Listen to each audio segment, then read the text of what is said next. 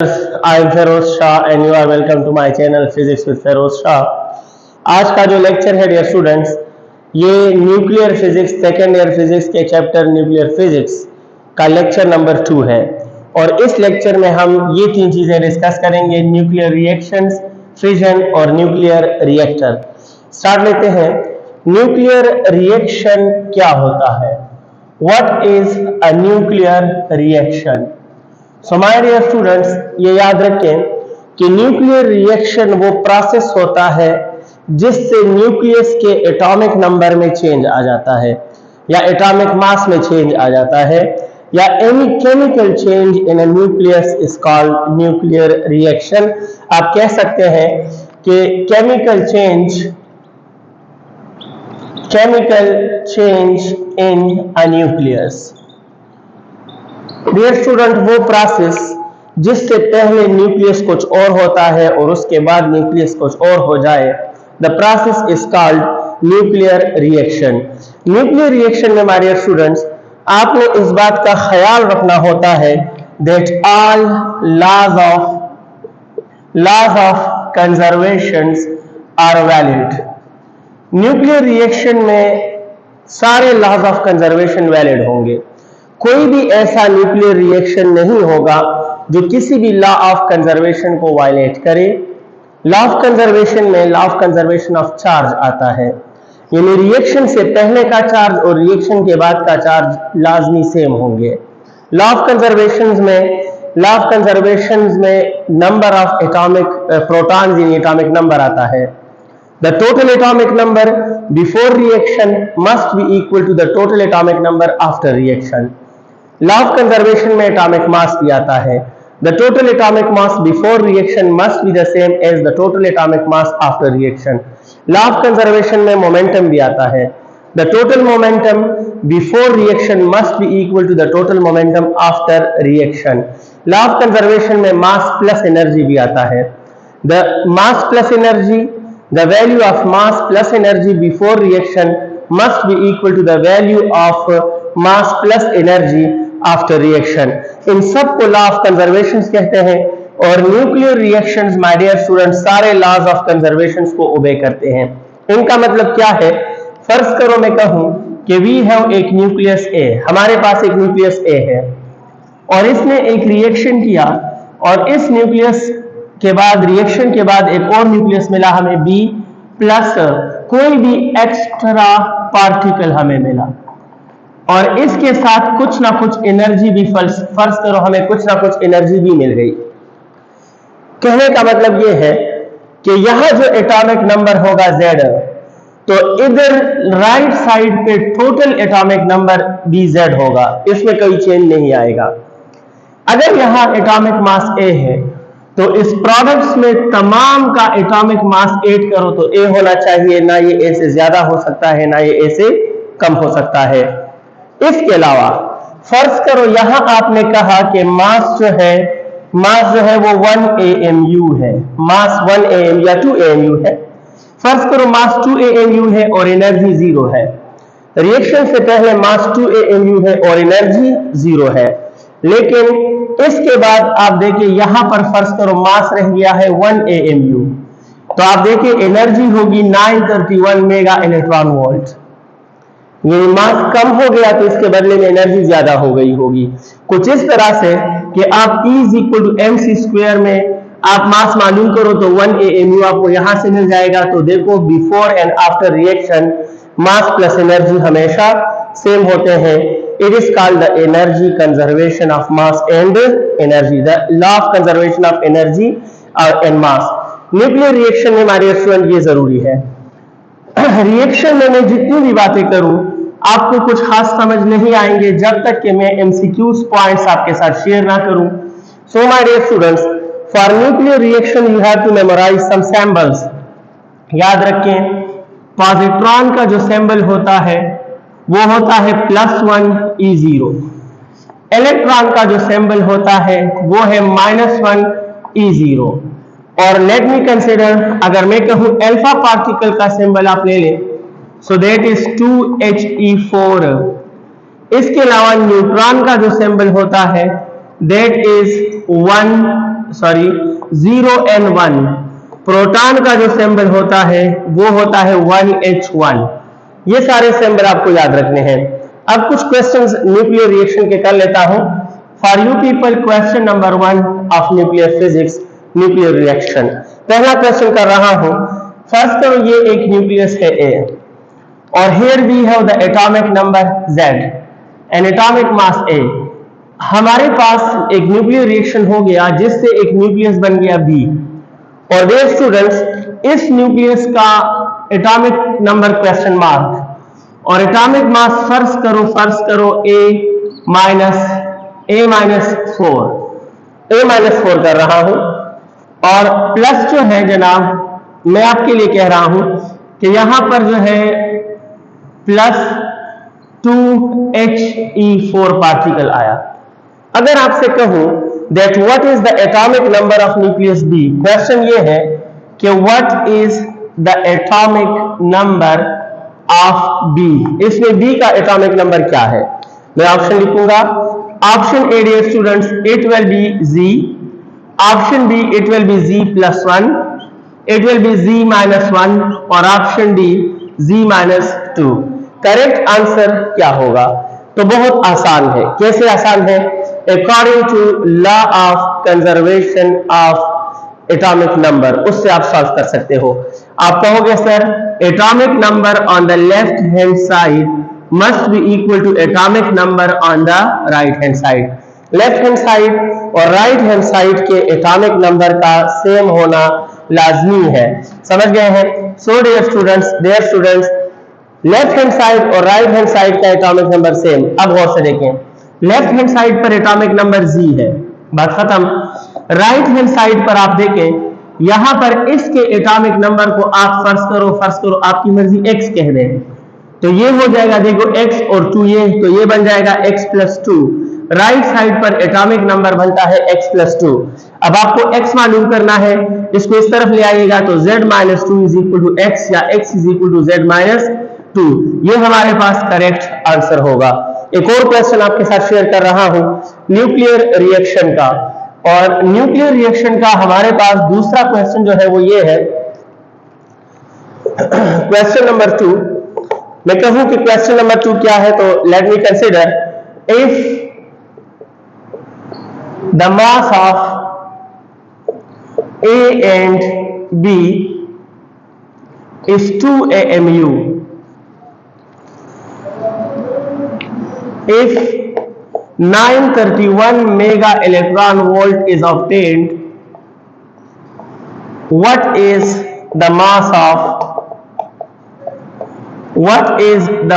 of C? तो जनाब C, mass of C क्या होगा? सो माय डियर स्टूडेंट्स, मैं रिएक्शन दे रहा हूं A+B is equal to C plus 931 mega electron volt. ये एक न्यूक्लियर रिएक्शन है। मैंने आपसे कहा है, ये क्वेश्चन स्टेटमेंट देख रहे हो, बताओ कि इस C का मास क्या है। What will be the mass of this C? Option A में लिख रहा हूं 1 AMU, ऑप्शन बी में लिख रहा हूं 931 AMU, ऑप्शन सी में लिख रहा हूं 2 AMU, और ऑप्शन डी में लिख रहा हूं 0 AMU। तो आप बताएं मास क्या होगा? बहुत आसान। आप कहें सर क्वेश्चन के मुताबिक ए और बी का कंबाइंड मास है 2 AMU। अब राइट साइड पर 931 मेगा इलेक्ट्रॉन वोल्ट एनर्जी है, और 931 मेगा इलेक्ट्रॉन वोल्ट 1 AMU को शो करता है। तो अगर लेफ्ट साइड पर टोटल 2 है, राइट साइड पर 931 1 को शो करेगा, तो टोटल तो 2 आना है। लेफ्ट साइड पे 2 है तो राइट पे भी 2 होना चाहिए। तो अगर 1 यहां है तो डेफिनेटली इस C का मास भी 1 AMU होगा, and the correct option in this question is option A. Dear students, reaction के MCQs ही इंपॉर्टेंट है। न्यूक्लियर रिएक्शन एक टॉपिक नहीं है। न्यूक्लियर रिएक्शन चंद 2-3 बातें हैं, रूल्स ऑफ MCQs है जो कि आपने पढ़ने हैं और सीखने हैं, जिससे आप MCQ सॉल्व कर सकते हो। हमारा जो नेक्स्ट मेजर टॉपिक है वो है फिजन। अब मैं फिजन पे बात करूंगा। न्यूक्लियर फिजन क्या है? What is meant by nuclear fission? Nuclear fission किसे कहते हैं? द सिंपल डेफिनेशन इज कि ये एक ऐसा प्रोसेस है जिसमें स्लो न्यूट्रॉन की मदद से एक बड़ा न्यूक्लियस दो छोटे न्यूक्लियाई में डिसइंटीग्रेट हो जाता है। The process is called nuclear fission. आप याद रखिए, फिजन का मतलब ही है दो टुकड़े हो जाना, दो टुकड़े हो जाना। अब अगर मैं कहूं कि फिजन क्या है, so my dear students, you have to define it by slow neutron, a heavy nucleus splits into two small nuclei called fission। इस पूरे प्रोसेस को फिजन बोलते हैं। यानी स्लो न्यूट्रॉन की मदद से हम एक बड़े न्यूक्लियस को छोटे दो न्यूक्लियाई में कन्वर्ट कर सकते हैं। The process is called fission. क्या मतलब है? फर्ज करें ये एक बड़ा न्यूक्लियस है और इस बड़े न्यूक्लियस में आपने एक स्लो न्यूट्रॉन एंटर किया। याद रखना, स्लो न्यूट्रॉन का मतलब होता है जो न्यूक्लियस के अंदर तो जा सकता है, इससे दूसरी तरफ नहीं निकल सकता। जब ये स्लो न्यूट्रॉन इधर आएगा, ये न्यूट्रॉन इधर कैप्चर हो जाएगा। इस न्यूट्रॉन के कैप्चर होने से पहले ये एक हेवी न्यूक्लियस है, बड़ा न्यूक्लियस है। न्यूट्रॉन के अंदर कैप्चर होने की वजह से ये न्यूक्लियस अनस्टेबल हो जाता है और इसी अनस्टेबिलिटी की वजह से ये न्यूक्लियस डियर स्टूडेंट्स दो टुकड़े हो जाता है और इससे दो स्मॉल न्यूक्लियाई बन जाते हैं और इन दो स्मॉल न्यूक्लियाई के साथ कुछ न्यूट्रॉन्स भी हमें मिल जाते हैं, एक्स्ट्रा न्यूट्रॉन्स भी हमें मिल जाते हैं और इसके साथ साथ ह्यूज अमाउंट ऑफ एनर्जी भी जो है वो रिलीज हो जाती है। The full process is called nuclear fission. इस पूरे प्रोसेस को न्यूक्लियर फिजन कहा जाता है डियर स्टूडेंट्स।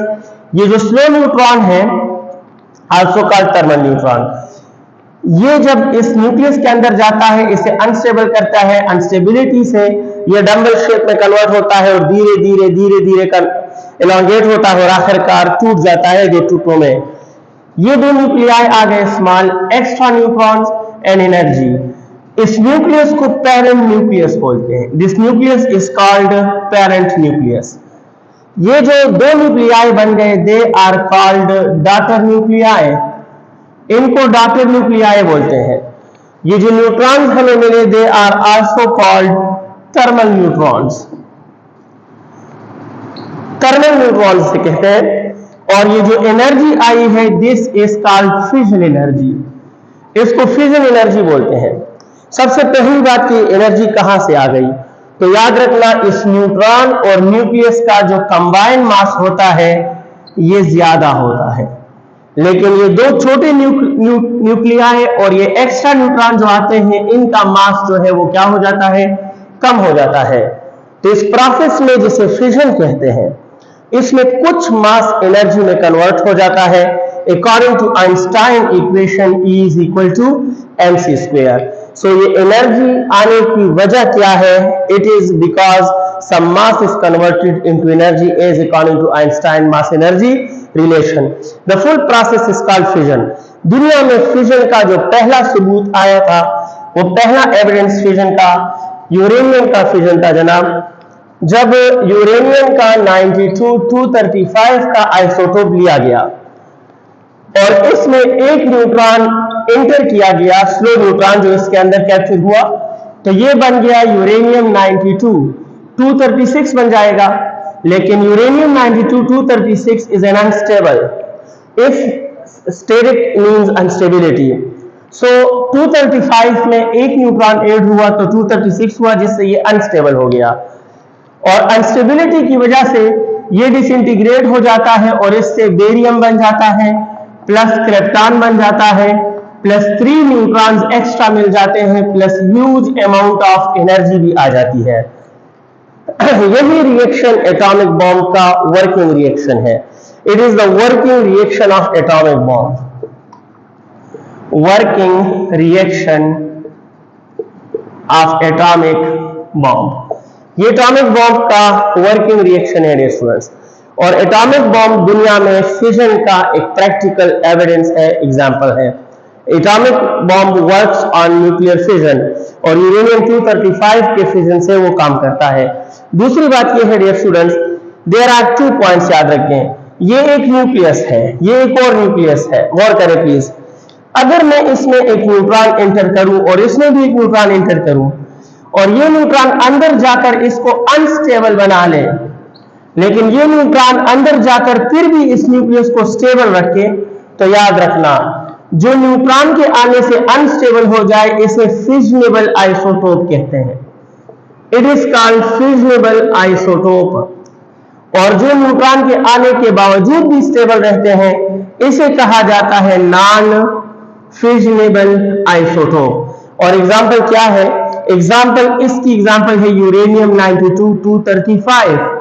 इसमें जब न्यूट्रॉन घुसता है तो ये अनस्टेबल बन जाता है। लेकिन नॉन फिजनेबल आइसोटोप की एग्जांपल है यूरेनियम 92 238। और ये वो ऐसा आइसोटोप है यूरेनियम का कि ये एक्स्ट्रा न्यूट्रॉन से भी अनस्टेबल नहीं रहता और एक नया आइसोटोप तो बना लेता है लेकिन फिजन नहीं करता।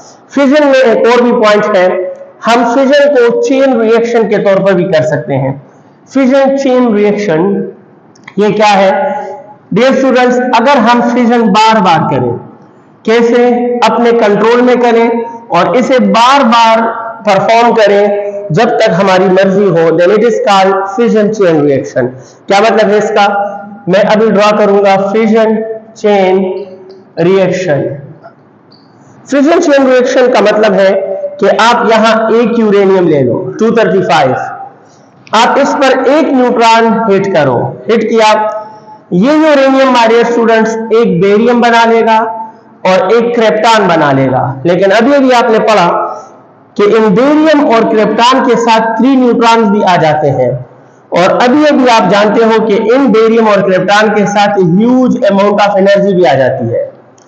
अगर हम इन्हीं 3 न्यूट्रॉन्स को स्लो करके इनके सामने एक बार फिर यूरेनियम लॉन्च करें तो जनाब जो इधर हुआ वो इधर हो जाएगा। और देखो ये न्यूट्रॉन इसको बेरियम में बदलेगा और क्रिप्टॉन में बदल देगा और साथ में 3 न्यूट्रॉन का तोहफा भी दे देगा। ये जो न्यूट्रॉन है ये इसको बेरियम में भी बदलेगा और क्रिप्टॉन में भी बदलेगा और साथ में 3 न्यूट्रॉन्स का गिफ्ट देगा।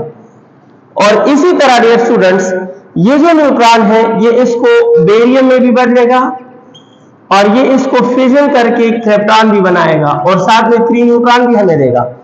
इन तीनों जगहों पर हमें एनर्जी भी मिल जाती है, यहां भी एनर्जी मिलेगी, यहां भी एनर्जी मिलेगी और यहां भी एनर्जी मिलेगी। ये बात भी याद रखें कि फ्यूजन एनर्जी 2 फॉर्म में एग्जिस्ट करती है, लाइट और हीट, और इसमें ह्यूज फॉर्म हीट का होता है।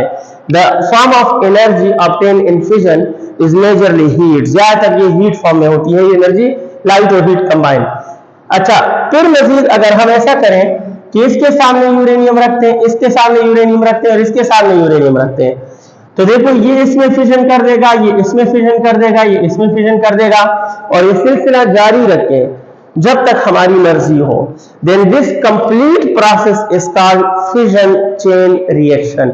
इसे फिजन चेन रिएक्शन कहते हैं। फिजन चेन रिएक्शन हम कहां करते हैं? तो याद रखना fission chain reaction is perform in nuclear reactor.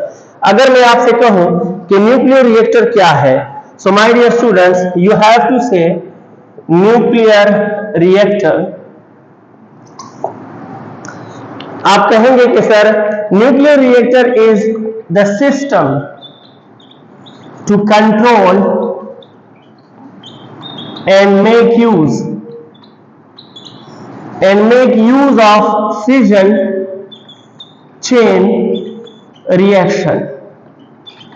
वो सिस्टम जिसको हम इस्तेमाल करते हैं ताकि फ्यूजन चेन रिएक्शन को अपनी मर्जी से कंट्रोल भी करें और इससे फायदा भी उठाएं।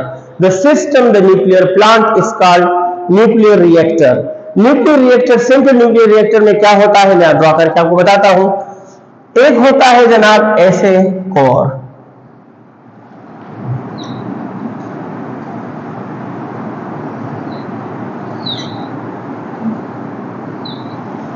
मैं जल्दी जल्दी ड्रॉ कर रहा हूं, आप डायग्राम देखिएगा।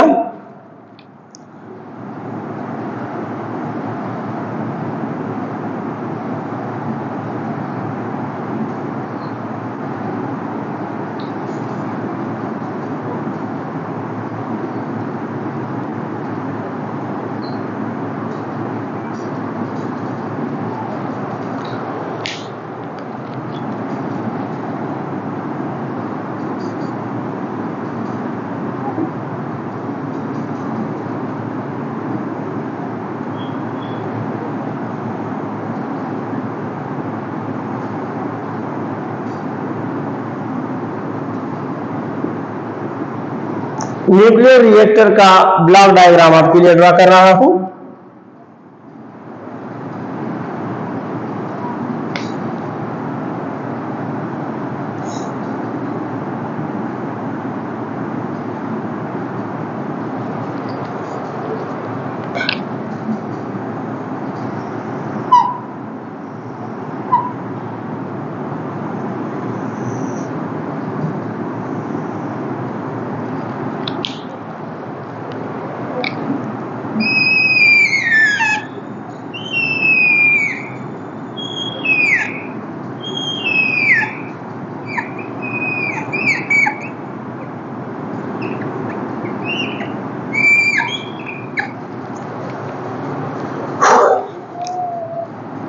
अच्छा डियर स्टूडेंट्स, ये फुल कोर होता है, कई लेयर होते हैं इसके, सेफ्टी कवर होता है, काफी ज्यादा लेयर होते हैं इसके।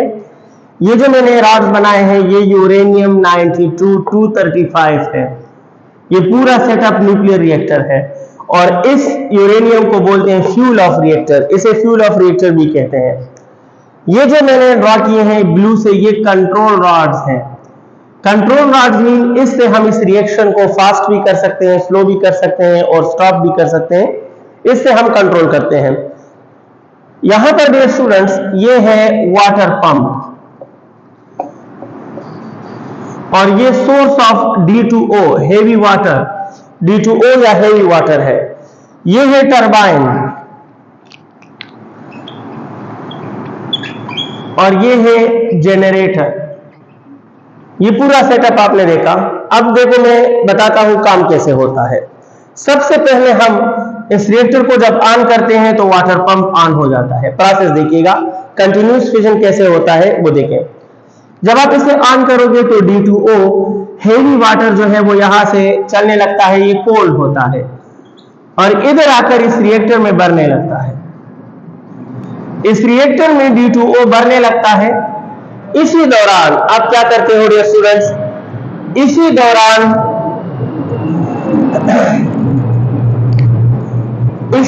डियर स्टूडेंट्स हम ये कंट्रोल रॉड ऊपर खींच लेते हैं। तो देखो ये जो कवर है, इस कंट्रोल रॉड को ऊपर खींचने से ये जो कवर है वो यूरेनियम से हट जाता है।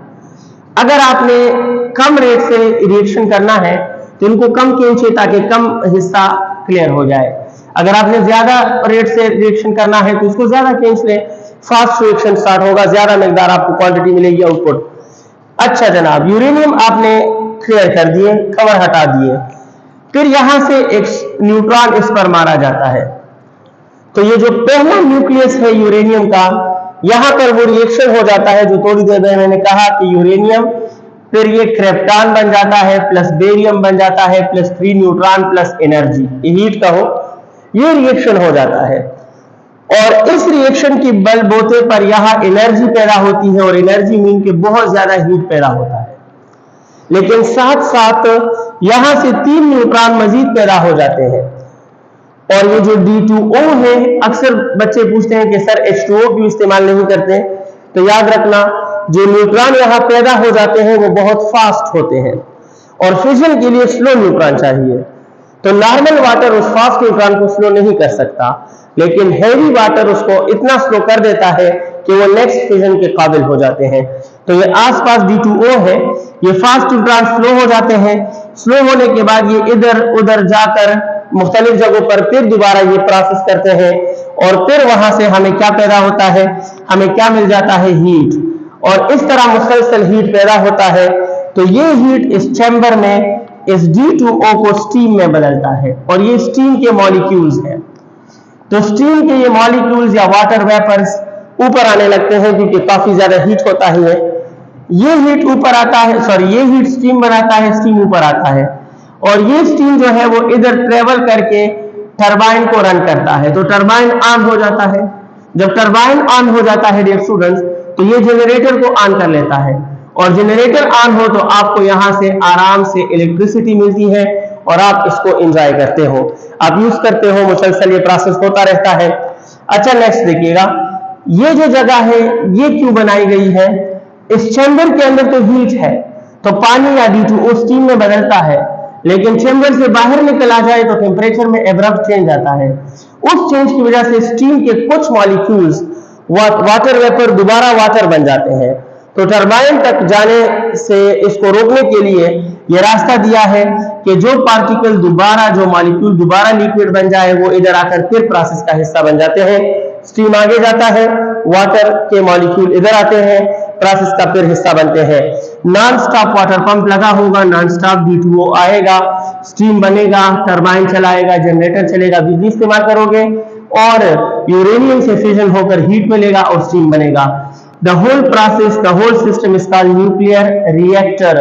और इसमें जो रिएक्शन होता है वो फिजन चेन रिएक्शन है डियर स्टूडेंट्स। इसके अलावा यूरेनियम रॉड कुछ अरसे में खत्म हो जाते हैं और ये क्रिप्टॉन और बेरियम रॉड बन जाते हैं, लिहाजा हम इसको हटाकर फिर नए यूरेनियम के रॉड लगाकर फिर इसको कुछ अरसे तक इस्तेमाल कर सकते हैं। डियर स्टूडेंट, ईद आ रही